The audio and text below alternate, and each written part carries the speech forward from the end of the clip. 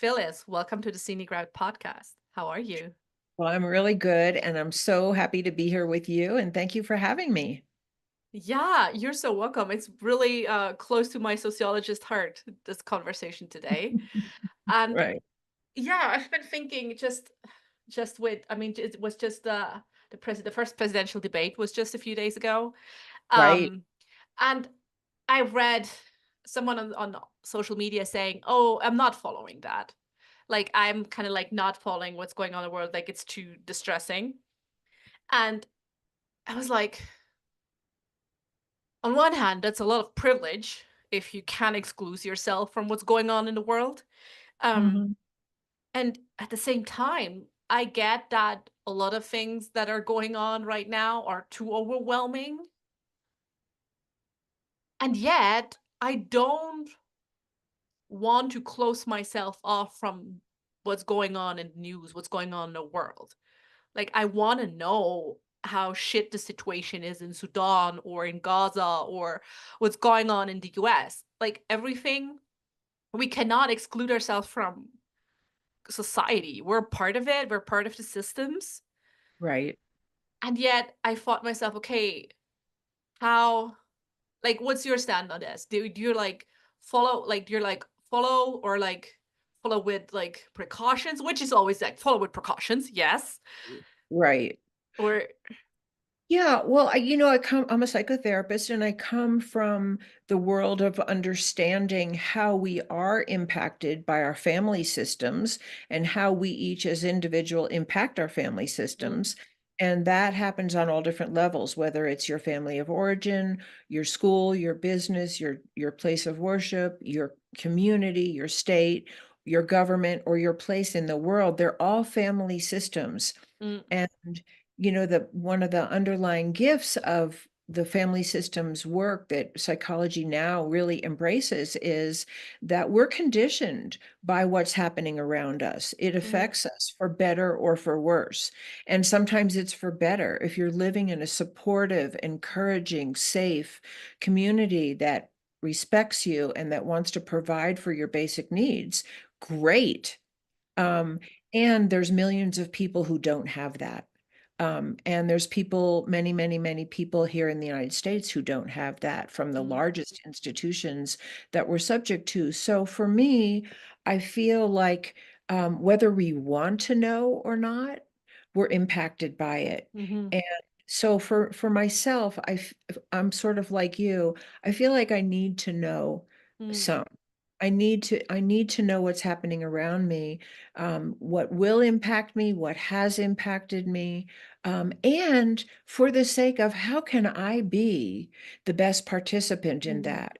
Yes. And that's really a big part of it. So for people who really don't want to know anything, either they've just found their niche about how they're going to participate and they're focused on that, and that's okay for them, or they're really afraid to know, and not really recognizing that they're being impacted by their wall, of Mm, walling something out, and knowing that there's something on the other side that they're afraid to really let into their consciousness is still an impact, because then some of our energy is going into a defense.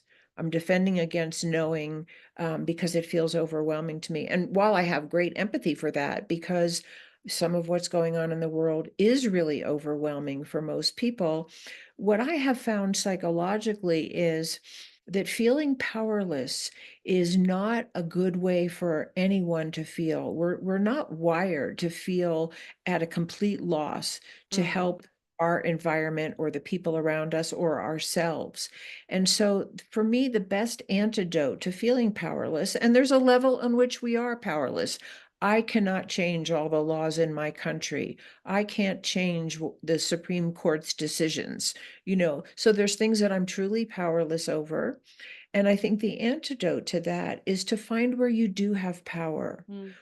Where you Could can you have impact? influence, where you can shape an Exactly. outcome. Mm, Exactly. So it might be with the people just in your immediate circle. It might be with your children. It might be that you could bring more kindness, more compassion, more understanding, more patience and tolerance to your workplace.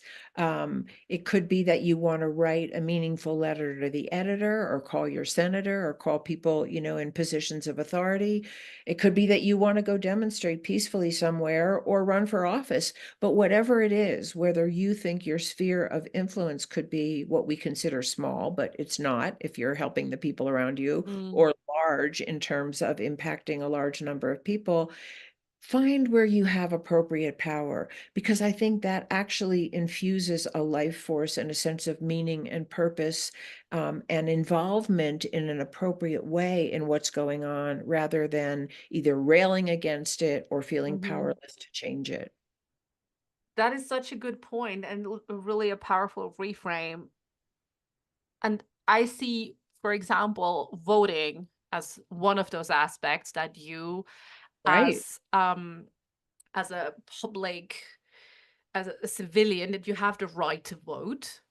And right. yet, I know from my family, sadly, there are a lot of folks in my family who don't vote because, oh, it doesn't matter. Like the whole kind of like thing that goes on. And Hmm. whereas like with voting, I can't relate really, but with other things I do, right? For example, what does it matter if I eat less meat if we still have big oil companies polluting the planet? Like I get the sense of like Right. almost hopelessness of the micro scale I can operate. So how can we come at that? How can we reframe this? Well, one of the things that, because I use the family model, what's a healthy family and what's a dysfunctional or abusive family, and Hmm. how do we look at our larger systems through that lens? Uh-huh. And often what happens in a family where one person or two people, but usually it's one person, one adult in a family, wields all the power in a dysfunctional family. Other people don't Mm. have a voice, or if they try to have a voice, they're harmed, or they're silenced, or they're humiliated, or Man, they're that is so true for our family. Phyllis, shut up. Okay, that's why my brother is not voting. Now it makes sense. Right. And so in a dysfunctional family, the people in power want to keep that power. Mm. That's how they get to do what they Yeah. do, take what they want, and manage and, control other people for their own ends, for Mm. their ideals, their own righteousness, their own rapacious kind of desires. So we have to remember that if you're in a system where the people in power really want to hold on to that power and don't want you to have a significant voice, whether it's as a voter or, in any other, corporation or in a business that you work in, um, that's part of the system. And you're Mm. actually complying with, okay, you have all the power and I have none, so I opt out. But that's actually what that system wants from you. So So we're actually it's operating as designed and you're following suit. exactly. And sometimes it takes courage, and sometimes it's a risk to actually stand up and say, no, I don't agree, or no, I don't want that, and I'm going to advocate for something different. And you might not like me, and you might attack me, or you might malign me, or you might ostracize me, but I have a right to stand up for what I believe in and what I believe is really helpful and peaceful and, generative Yeah. for myself and other people. So we have to, looking through that family system lens really helps us understand what some of those forces are around us. Of course people feel hopeless, and of course people feel helpless, because that's part of the design of a more authoritarian structure, or Hmm. of people who want to hold on to power and don't Hmm. want to give you any say or share power with you, which is actually a healthier model for human relations. Mm. Yeah, it's really helpful to see kind of like the way you tend to feel when you engage with the news and the world at large, the sense of like hopelessness or despair, that there's nothing wrong with you. It's actually just the outcome that was desired. Right. And it's a very difficult feeling to have, like I said. Mm, That's why it's so important to find your voice, find the place where your passion has a meaning and purpose, even if you think it's just for your own welfare or for the people around you. Whatever we each do to heal our own wounds and become a more constructive member of the relationships we're in, if it's one relationship or 1,000 relationships or a mm, million relationships, we are a contribution to the mm. world at large. And I Yeah. think, the average person doesn't necessarily feel that. And so, like when you're saying, people say, I'm not going to vote because it doesn't matter anyway. Wow, you're really complying with the powers that be. Mm-hmm. And your vote actually really does matter. 100%. I, for someone who has never maybe thought about the concept of how our family lens or how our home environment shape our perception and behaviors in and off the public sphere.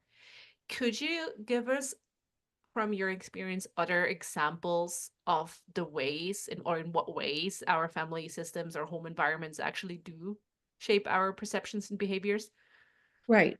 Well, as children, we're very porous. And Mm-hmm. our parents generally, for most children, are the main influence. There's Yeah. school and there's community and there's friends. But our parents are who we come home to. Our parents are who most often are our role models for how men treat women, how women treat men, how parents treat children. What are the expectations? What's considered success? What's considered failure, what's considered right, what's considered wrong, what are the consequences if you do something that is considered wrong, what are the rewards Mm-hmm. for doing what is considered right, what are the role models for conflict resolution. And that's really one of the keys. Do the parents fight it out and somebody wins, or somebody is silenced, or somebody is shamed into compliance? Are the children terrified to express a need because they're afraid they're going to be hit or they're going to be shamed? Or is there open communication? Is there a feeling of love and acceptance for the differences that people Mm-hmm. have? One kid's a great math student, the other one is really wonderful at music. Are there different expectations for different individuals? Mm-hmm. Do we make adaptations for that, or does everybody have to become a doctor? Yeah, at Or the same pace, especially, right? right. Like, mm, Right. So we learn all these things. We learn values, we learn coping mm-hmm. strategies, we learn role models for conflict resolution, we learn gender role models. We learn all this in our family of origin, and we just suck it up as children. I mean, for most children, unless they're really exposed to something very different from what happens in their family, that's just the way life is. That's how you do it. Yeah. So if people fought it out and screamed at I each mean, your other, world is very small when you're a kid, so your family is your world. So right? from there, you And think, you oh, everyone is like that. That's right. And you're dependent on them. So Mm-hmm. you have to find a way to adapt. So if you have a healthy family that basically treats each other with kindness and tries to resolve conflict to everybody's somehow satisfaction, even if it's bumpy and imperfect, even if you have a fight, but then people really try to work it out and come back Mm-hmm. together and feel loving and resolved with one another, And great. forgiving and Totally, mm, totally. Or you see your parents making amends, like a parent that would come and say, I'm sorry I yelled at you. I was really mm-hmm. upset with Yeah. what you did, but I shouldn't have yelled at you. Let's talk about it now. That's incredible. Mm-hmm. That's an incredible role model, that you have an adult that takes responsibility for their behavior and can Yeah. make amends without shaming you or shaming themselves. And so we learn these things in our family. And if you grow up in a family where people just scream and yell and call each other names and slam doors and walk out and Or don't just be come silent, which is almost as worse or even worse. totally Mm-hmm. icing each other out, then chances are that's how you might respond to conflict later in your life. Mm-hmm. And then if you're a person who runs for office, and that's your conflict resolution model, that's what you bring to this world stage or the Mm-hmm. local stage or the national stage. And so that's why I say that our mental health really redefining and looking at what are healthy family dynamics and how can we bring them to our larger organizations and institutions is the missing piece in our politics today. What Mm-hmm. if we had leaders who were committed to sitting down and talking respectfully to one another, doing their best to be open to an opposing point of view, being committed to actually working it out for the good of the family of their country? Yeah.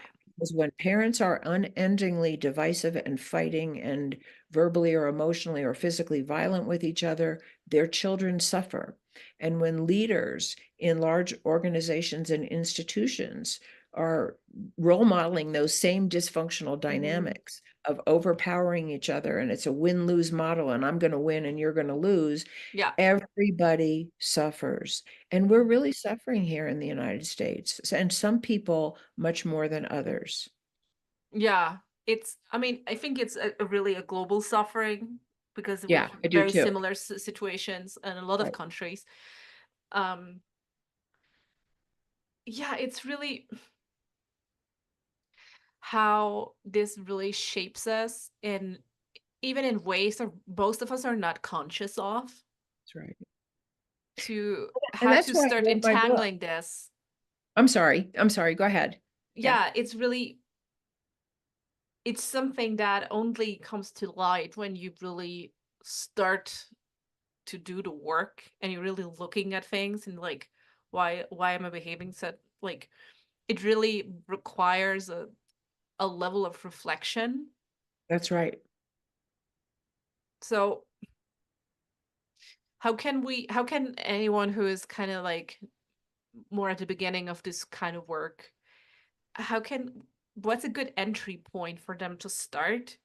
Because I know from my experience, unraveling especially family stuff is really rough and tends to be overwhelming.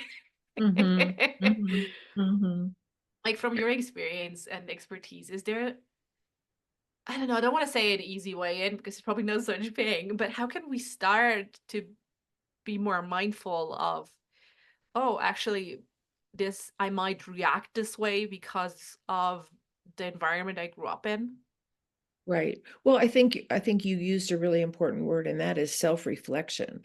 I Mm, think most of us have grown up in an environment, and I know that here in the United States, the environment is still very much like this, not for all people, but still very much like this, which is we tend to look at who to blame for our mm, problems.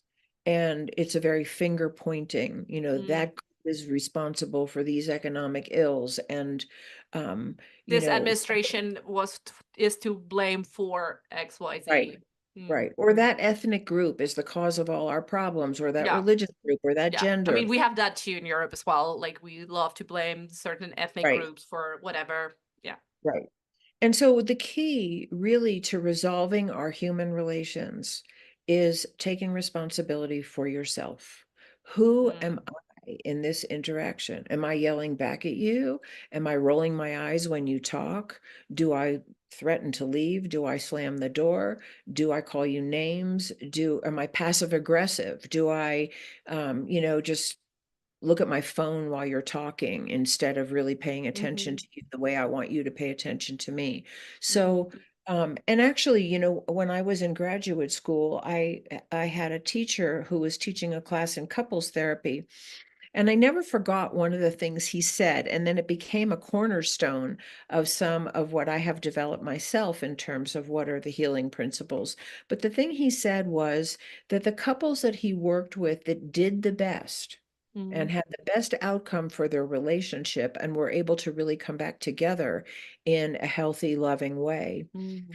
The people who stopped pointing their finger at the other person and focused on their own responsibility Yeah. for changing the relationship into what they wanted it to be. Mm, And I think that's the key. Whether you go to therapy and you really work on some of the wounds that you have that had you act out or act in or be intolerant or be impatient or be blaming, or be outer directed in terms of blaming other people, and you heal some of those wounds, and that makes you better able to be more responsible for yourself. Or if you just take it on, Who do I really want to be? And what I think the underlying key to that, to shifting those gears is, am I going to talk to you the way I want you to talk to me? Yeah. Am I To going to approach it with look a certain reciprocity of like, I would right? never want anyone to talk to me like this. Right. So why am I doing it? Yeah. Um, am I listening to you on a deep level with some kind of openness, some kind of patience, some kind of tolerance, some kind of compassion, the way I want you to hear me? And Mm-hmm. I think these are those two things, speaking the way we want to be spoken to and Mm-hmm. listening the way we want to be heard, are two of the most difficult skills to develop when you're, especially when you're triggered, when you're Yeah. really angry, when you're really hurt, when you're really frightened, and when you think you're really right and the other person Yeah. is That's really when you wrong. got to do the work.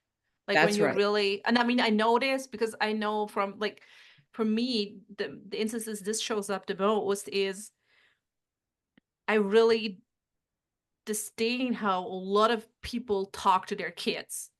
Right. Um, and a lot of things we would be talking about, oh, is this okay or not? We would not be having if we would take this tiny human as a full grown ass human. Um, and it's really hard if you're like triggered, if your kid is triggering you or in the midst and you would just like retort to your default mechanism of like yelling, Totally. be really like, no, actually, I would not like to be yelled at, so I'm not gonna yell at my kid. Hmm. That's when I work, and it's really fucking hard.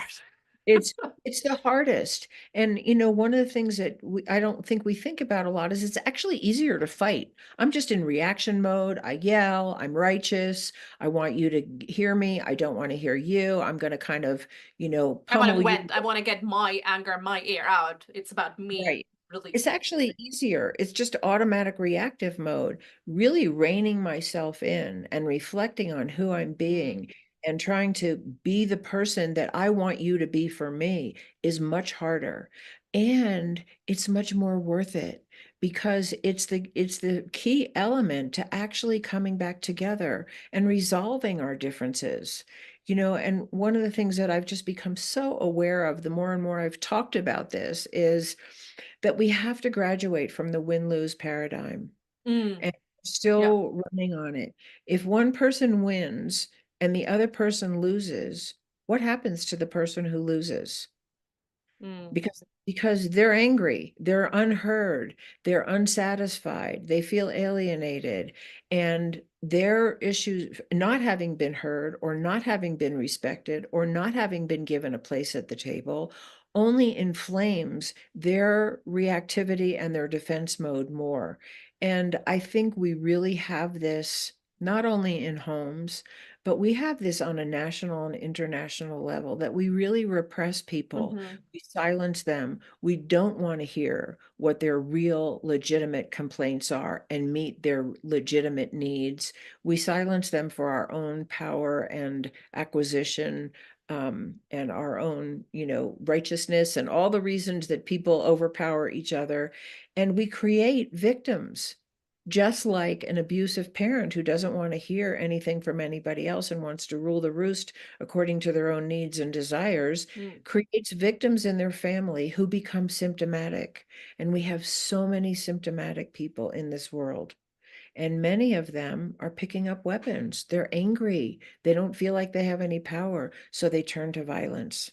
And many of them, as mm-hmm, you mentioned in the beginning, feel really hopeless and really powerless, and then they're easily dominated.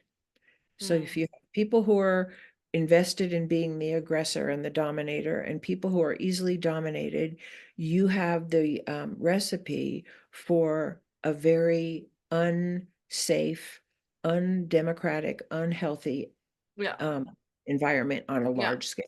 And that's what we have.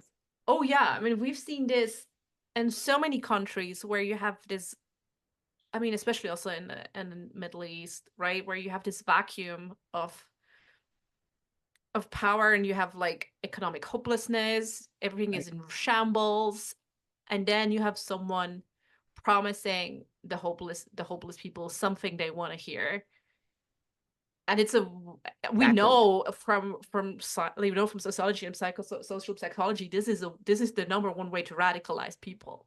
That's right. That's Mm, right. You take people who are deprived, who don't feel like their lives have any particular meaning, who don't have opportunity, who don't feel seen, who don't feel like they have personal power, and you get them to belong to your power-hungry organization.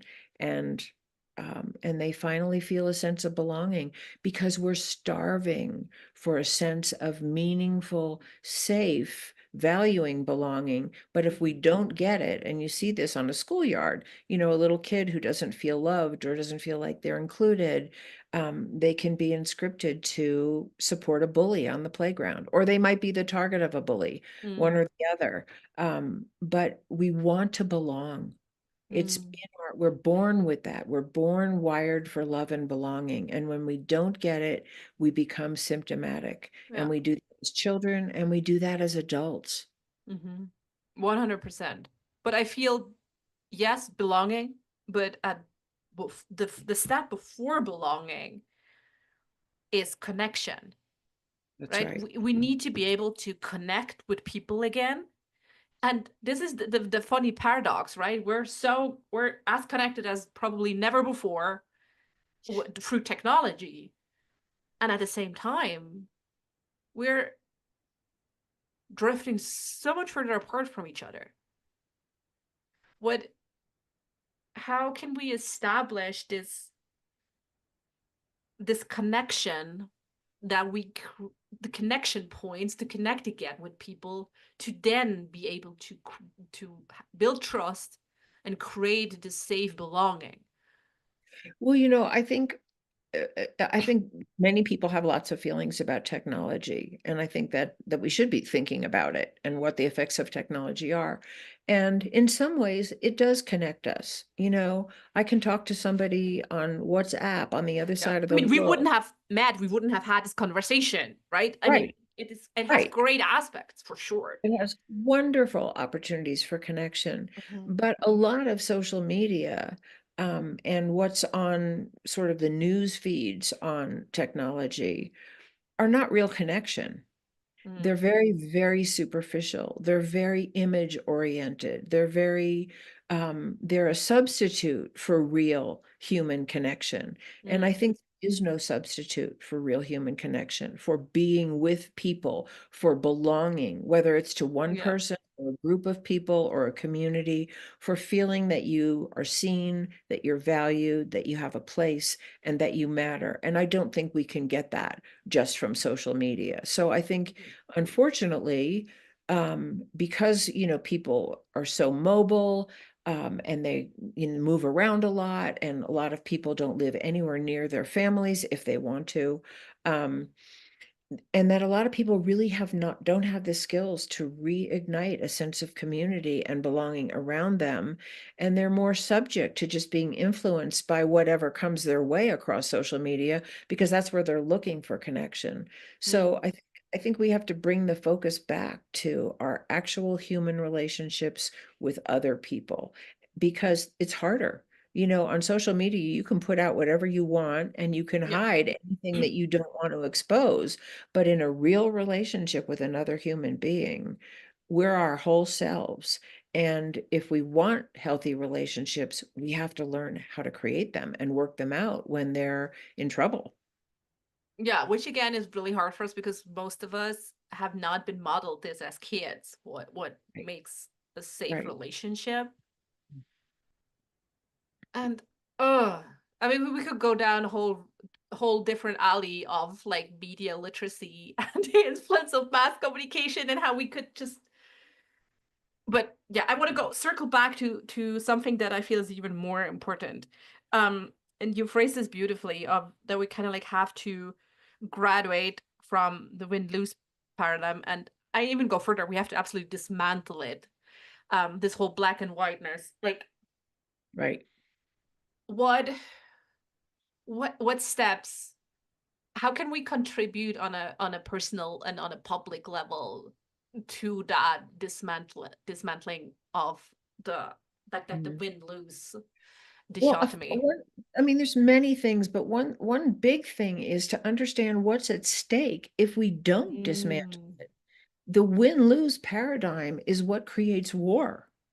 mm, And we have weapons that could destroy life as we know it. And we're still building them and we're still funding the possibility of their use. And many countries still threaten their use. So I think we have to really understand what's at stake, which is the ultimate viability not only of ourselves, but of this species and maybe a lot of life on Earth. And I would hope that could be more and more of a wake-up call. I don't know if it is all the time, but, it's just like if we don't work it out in our families and in our communities, we have more gun violence, we have more racial hatred, we have more discrimination, we have more, small segments of the very wealthy and larger populations of yeah. people who are poor and are not making it. So I The think we have divide is growing and on the all divide. accounts. So we have to look at that and actually feel the pain of it. And that's one of the things that's so beautiful about the world of therapy and psychology is that you get to feel the pain of the dysfunction that you have suffered and the dysfunction that you might have created yourself without judgment, without blame, without retaliation, without punishment, but with a desire to heal it, desire to do it differently. So I think Mm, we have to know what's at stake. I think we have to be willing to feel the pain that we have collectively created, whether you and I have done it or somebody else did more or we did more or whatever, and lift up the lens of blame and look for healing. mm, How do we come back together? So the big thing is to actually feel the impact of where we are. And, people don't come to therapy unless they're feeling the impact of where they are that doesn't work. That's what brings them. They're at war with themselves, or they're at war with their partners, or their children, or their boss, and they want to get out of it. But somehow, as a collective, we haven't embraced that. We're still invested in war, which is insanity from a psychological point of mhm, view. It's premeditated murder from a mm, psychological point of view, from a human point of view. yeah. So I think that's the beginning, is to really realize and take in the consequences of what's going to happen if we continue the way we are. Mm, And then I think it comes back to healing our own wounds and committing to, and this is a big one for me, I think we have to commit to nonviolence, nonviolent communication, and nonviolent conflict resolution, mm, because that's the beginning of safety. So how do I do that? I commit in myself, and none of us do this perfectly. I'm not saying this isn't trial and error. It is, but committing to restraining my most dysfunctional behaviors. I'm mm, not going to yell at you. I will try not to roll my eyes when you're yeah. talking. I will listen to you. I will do my very best to listen to you, even when I totally disagree and I think you're being a jerk. Mhm, Like, because that's the restraint. We need restraint. mhm, Because what we're doing now is I was violent. I yelled at you. I called you names. I withheld resources from you because you deserved it. So mhm. we justify the way we treat people badly. Well, you're wrong. We're So I always have, good at justifying our behaviors. right. And those are dysfunctional family dynamics. Mm, If one person is always right and everybody else is always wrong, there's no room for everybody else. mm, And they think they're just as right as the person who's saying they're right. We all think we're right. We all think we're right. So it's not the goal has to be not to decide who's right, but to learn how to listen so that we actually can get underneath our defenses mm, and feel our joint humanity, our collective humanity. I bring this up all the time. There's an organization in America, that's a grassroots organization called the Braver Angels, and they bring people from opposing parties together. And obviously, it's people who are willing to have these conversations. Nobody's forced yeah. into these conversations, but they bring people from opposing positions and opposing parties together to just hear each other. And I don't know exactly how they facilitate those Mhm, meetings, but they facilitate deep listening. And yeah. what they inevitably find is that we're not all that different. What we want is not all that different, but we've been sort of categorized into these opposing parties and conditioned to believe that we have to fight one another than actually sit down with each other as human beings. There's nobody, I don't think, in any party in the United States, for instance, who wants their home to be bombed or their children to be kidnapped or to have no Mm-hmm. access to education or Mm-hmm. health care or food. There's nobody of any party who wants these things.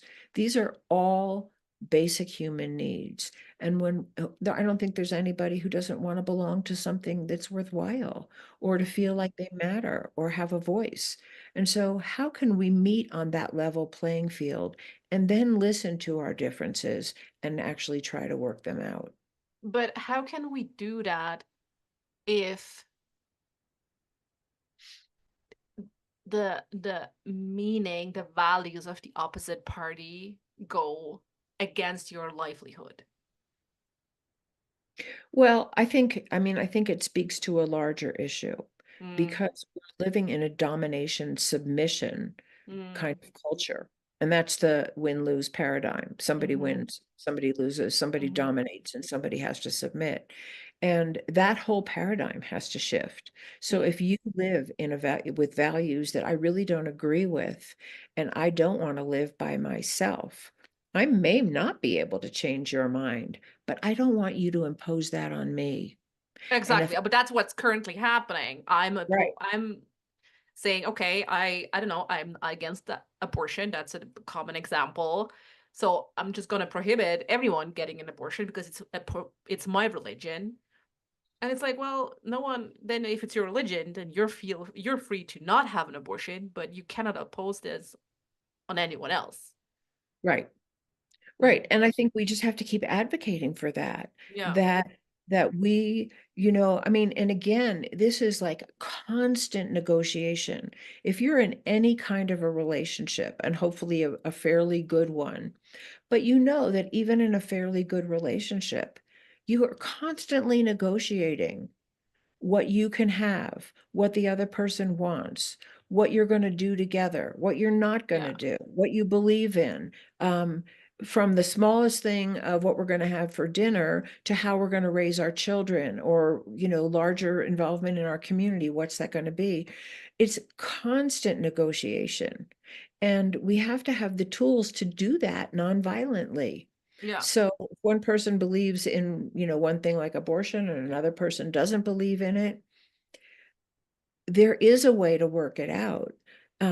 I don't know what the whole answer is. It would be like when a couple comes in and I had this once where the wife really wanted to have children and the man really didn't. Mm-hmm. Well, you can't have half a baby.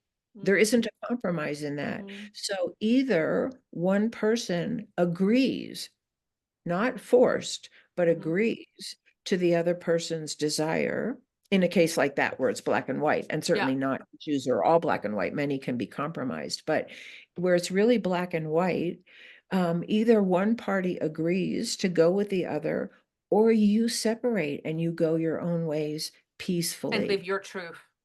That's right. And we Yeah. don't know how to do that. We don't even know how to separate peacefully when we disagree. Mm. We attack each other, we malign each other, Yeah, we bath sometimes, mouth each other. Like, right, mm. or we kill them. On the largest end of the spectrum, we Oh kill yeah, them. 100%. Mm. Right. So I think, and these are all mental health issues because mentally healthy people don't just force their will on someone. And I don't mean that a parent can't make their kid go to bed, that has the authority to make their kid go to bed, but that we exercise authority to the best of our ability when it's appropriate to have authority, like an employer does have authority over their employee, Yeah, a for parent does the have best. authority. Yeah, you have to you like invoke your authority for the best and with the best intentions for the greatest outcome of all, Right. And right? again, no one's going to do it perfectly, but the At principle least behind fucking it try. is we do that trying not to harm the other person. So you're not going to throw your kid in their room. You might take them by the hand and say, you have to go to bed. And I'm sorry, you're upset. I know you don't want to go to bed, but if you won't stay in bed, then I'm going to sit here next to your bed until you realize that you can't get up, whatever. So we try to do it in the least injurious way, respecting, Least harmful way. right, Mm, respecting the worth, the value, and the rights of other people.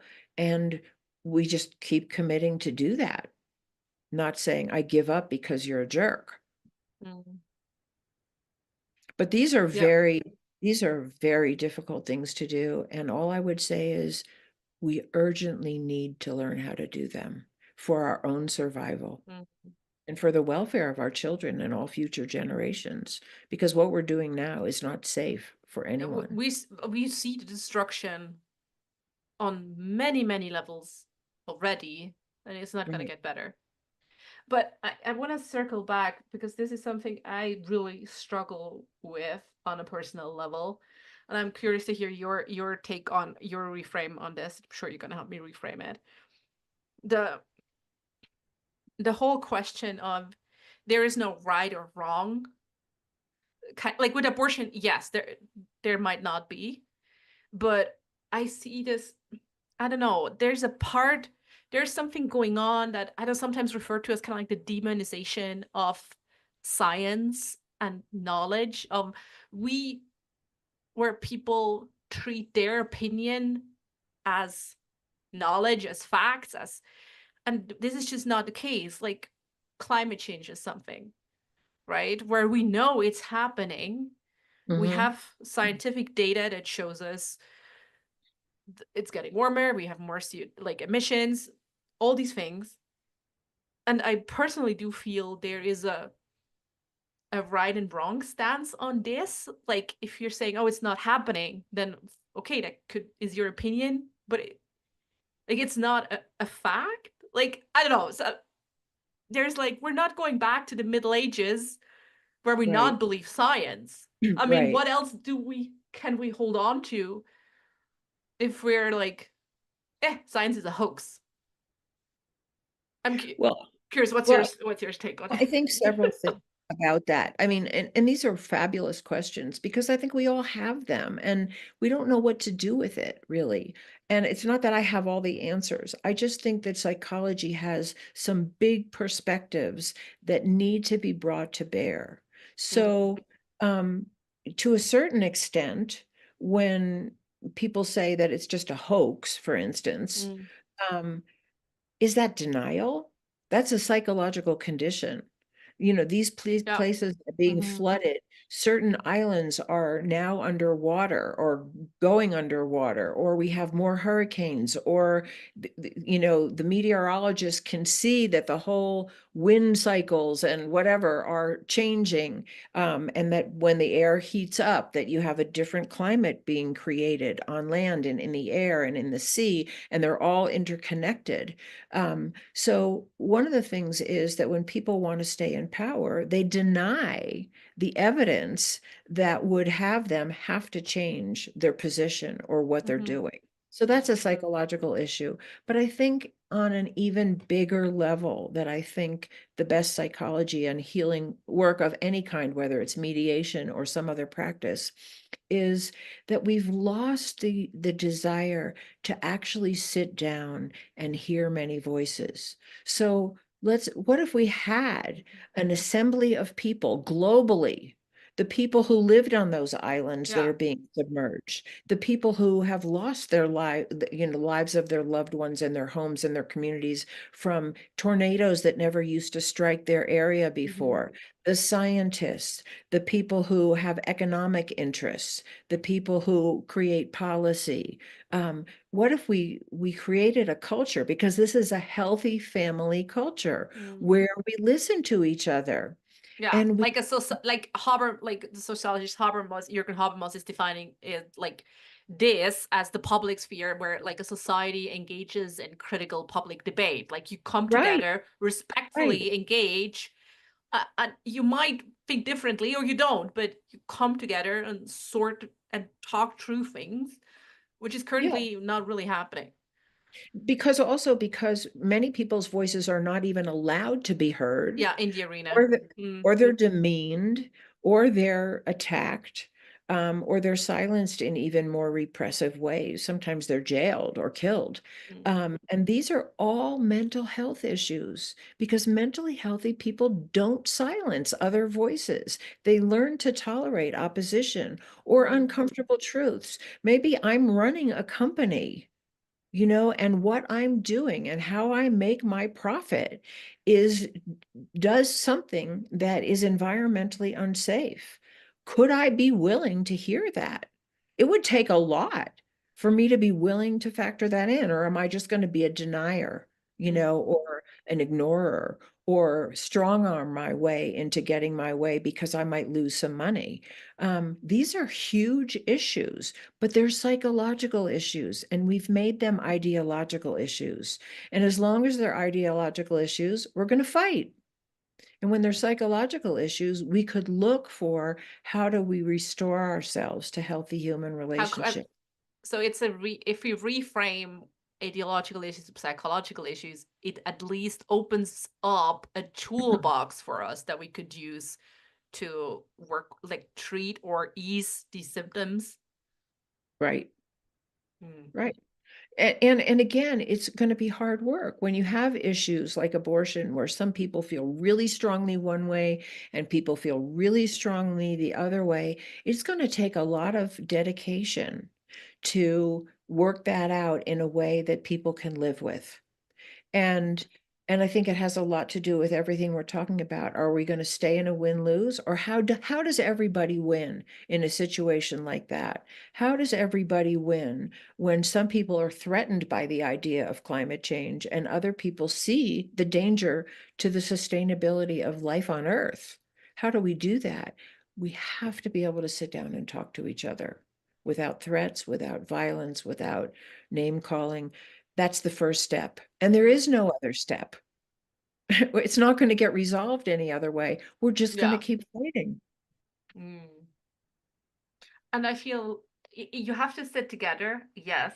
And then, like, that's what we said before in the conversation, right? You have to facilitate moments where you can connect to Right. create belonging community and establish safety and trust.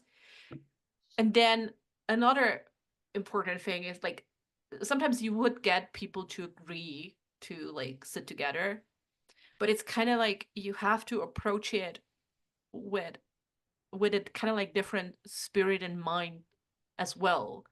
If you come to the table and all you got is carrying a hammer, That's right. how do you expect to fix anything if all you got is a hammer? Well, I think and I think we sort of touched on this, but I'll maybe make it a little stronger. And that is listening means not just like I'm tolerating listening to you while you say something that I disagree, and I can't wait till you're finished so I can tell you my point of view, which is what we usually do, right? It really means like what's underneath the anger, because usually underneath the anger of fierce opposition is some kind of pain, some kind of personal story. A You hurt, know, a wound. right? And so, and some of the best mediation techniques start with helping people really become vulnerable about what's fueling their anger, which is generally some kind of pain, some kind of fear, some kind of loss, some kind of injury, some kind of wound to their sense of self, to their sense of belonging, to whatever happened to them that was hurtful. And when you can get people to actually hear where their rage is coming from, where their intense opposition is coming from, there's a door opening to feeling our shared humanity.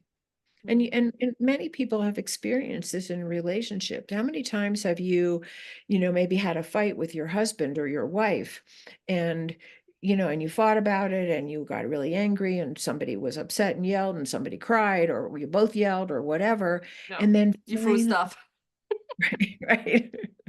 And then finally you talked about, my first husband was like that, and I'm really defensive around blah, blah, or I'm really Yeah, on the lookout for that, or yeah. my mother was this way, Give the or other person a kind of like a, a way into understanding why you're reacting the way you react. Right. And Mm. then you start to grow empathy. Oh, you never had a voice as a kid. I understand why you get so adamant to have your voice with me. But when you do that, the way you're doing it, I don't feel heard either. And I have the same wound or whatever it is, you know, but hearing each other's stories, allowing ourselves to go down into our vulnerability and our wounds, that's what the best therapy does in terms of healing on an individual level. And that's what the best therapy or mediation or other reconciling kinds of practices help people do when they're in high conflict. And then they can join around some sense of shared humanity and compassion. And then they're more willing to work it out. If I know you feel for my deepest pain, and you know that I feel for your deepest pain, we're much more willing to compromise or give our position up because it's not really that important or Yeah. whatever it We see is. this in strong social movements, right? Because when you really have this sense of shared pain, it's really, really powerful. It's really powerful, Mm. and it's what creates that kind of connection that you're talking Yeah. about that is essential. That's where we connect around our humanity. We don't connect around our narcissism and our egos and our power trips. That's alienating. Yeah. That's a lot to sit with, for sure, right? Because you really you can start we came full circle, right? We said before, okay, how can we can be better citizens, better community members if we really look at our own shit and Right. really look at our wounds and address them and be reflective of them and ask us like, what do I really want to be? And then we can bring this to our family, to our community, and it kind of like grows from there. And if Mm. we were really on a path of healing, we could commit to doing that as nations. What's our Mm-hmm. history? Where Mm-hmm. did we come from? Who settled here? What Yeah. traumas did they bring here? What's the pain that we have suffered? Yeah. What's Have the the groups colonial of pain that is going right. on? Yeah. And what pain have we inflicted? And could we be responsible for the ways as a nation we've hurt whole groups of people? And not like, oh my God, we're so horrible, but actually be responsible for that. We did things that hurt millions of people. Can we be responsible for that? Can we own it? Without making excuses, which is what we want in our own individual relationships, right? If somebody has really wronged us, we want them to just own it.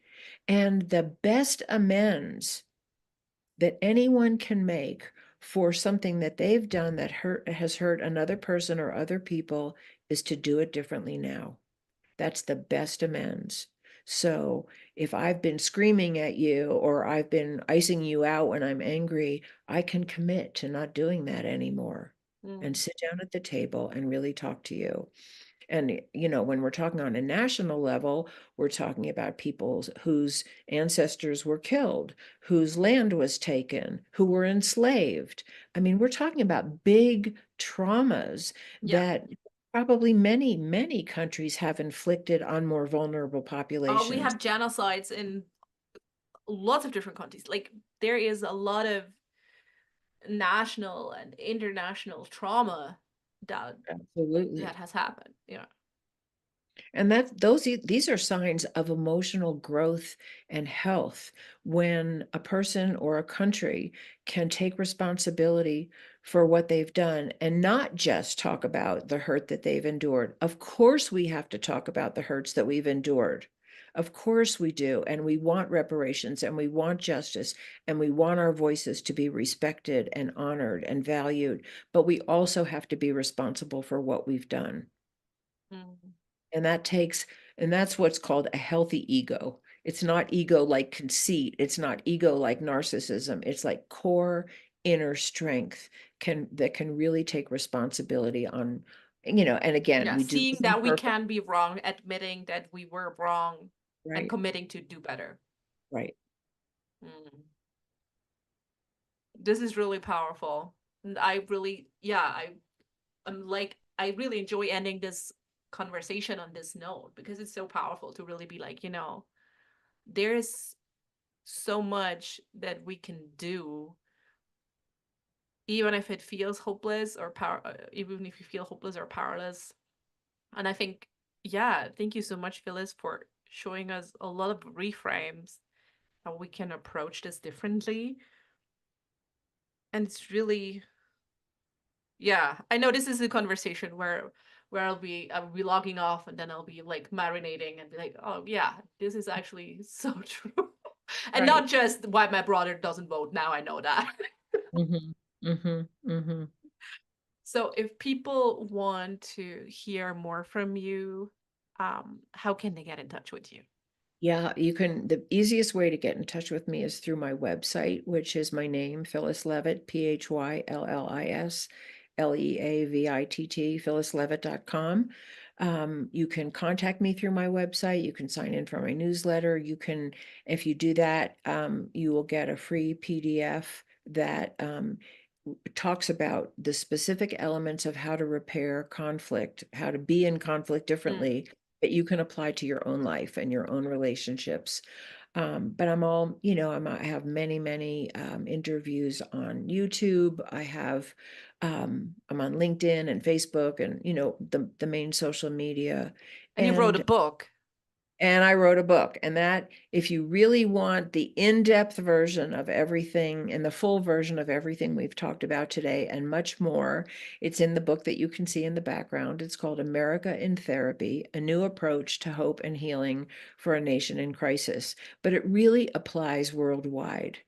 I think you can be in any country and relate to the interpersonal and psychological dynamics that I'm talking about and see their relevance. I just call it America in Therapy because this is the country that I'm familiar with and that I can really speak to. But I know that the dynamics that I'm talking about and the principles of healing that I'm talking about apply everywhere. And I really talk about the diagnosis and the cure in this book. So it's like, how do we understand the roots of violence, the roots of hatred, the roots of divisiveness, and what are the best tools that the world of psychology has to offer for healing on a collective level, which are the same tools that we use to heal on an individual level. You can also email me at phyllis@phyllisleavitt.com. That's my business address. Perfect. We will link everything in the show notes. Great, So, thank you. Phyllis, before I let you go, I always have one last question. What book are you currently reading, or what audiobook are you currently listening to? Well, the book I'm currently reading happens to be a book that Kamala Harris wrote about her career. And she wrote it before she was ever tapped to be vice president. So she wrote it while she was a senator. And she just talks about, it's a very illuminating book. I'm very happy that I read it. Reading it, I'm not quite done, because she just talks about all the social justice issues that she's championed throughout her whole career, which makes me very happy. So that's the book I'm reading. Perfect, because I'm always asking, because smart people read smart books, and all the books go on the Scenic Route Podcast book club webpage. So whenever you're not sure what book to read next, go on the Scenic Route Podcast.com and have a look. We have fiction, nonfiction, biographies, all really good, juicy books. So yours gotta go up there as well. Please, I would love it. Please feel free to read my book, comment, ask me questions. I'm happy to engage with anybody. I just feel passionate about contributing to a healing conversation for the good of all of us and all future generations. Yeah, this passion clearly came through. Thank you so much for this conversation, Phyllis. Thank you.